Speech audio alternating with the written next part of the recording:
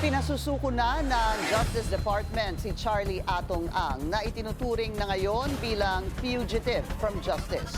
Narito ang agenda report ni Elijah Bonzo. Yes, he is already considered a fugitive from justice.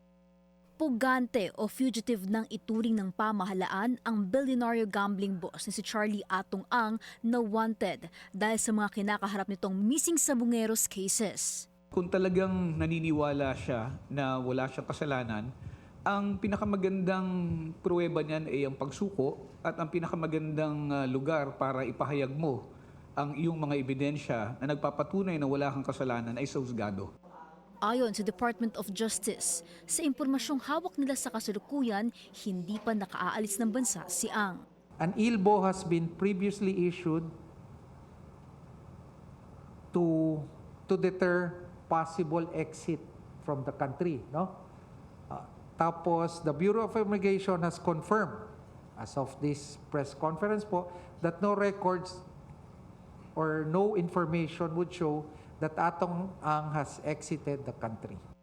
Dagdag ni Secretary Vida, matapos mailabas ang arrest warrant, responsibilidad ng prosekusyon ng DOJ na makapaglabas ng issuance of a whole departure order mula sa korte para masigurong malilitis ang lahat ng akusado.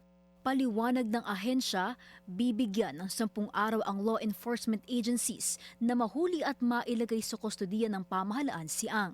Makalipas ang 10 araw at hindi nila mahuli, di makita at di matuntun kung nasaan yung taong hinahanap nila, ang gagawin ng husgado, mag-i-issue ng bench warrant of arrest. So ito wala na tong period na 10 days, it can be at any time. In the meantime, ano mangyayari doon sa kaso as far as doon sa akusadong na-issuehan ng bench warrant? Ang kaso po ay ina-archive as far as that accused is concerned. Bukod kay Ang, may ilan din itong co-accused sa mga kasong kanyang kinakaharap. Ayon sa DOJ, magsisimula at magpapatuloy ang pagdinig sa mga co-accused ni Ang kahit hindi pa ito nahuhuli. Parte ito ng karapatan ng mga akusado na madinig sa lalong madaling panahon.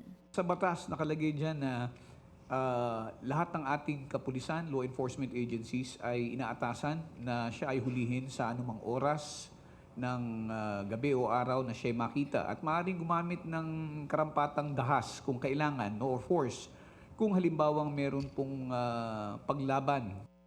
Sa programang agenda ng Billionaire News Channel, sinabi ng abogado ni Ang na balak nitong magsumite ng motion to quash the arrest warrant dahil constitutionally infirm daw ang dokumento.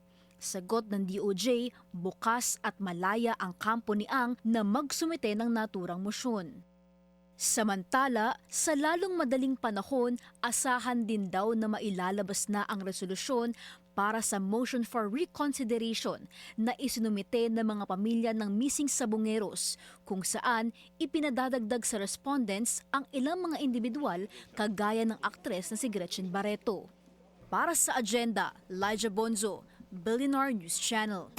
Mag-follow sa aming mga social media accounts at mag-subscribe sa aming YouTube channel para sa pinakahuli at eksklusibong mga balita.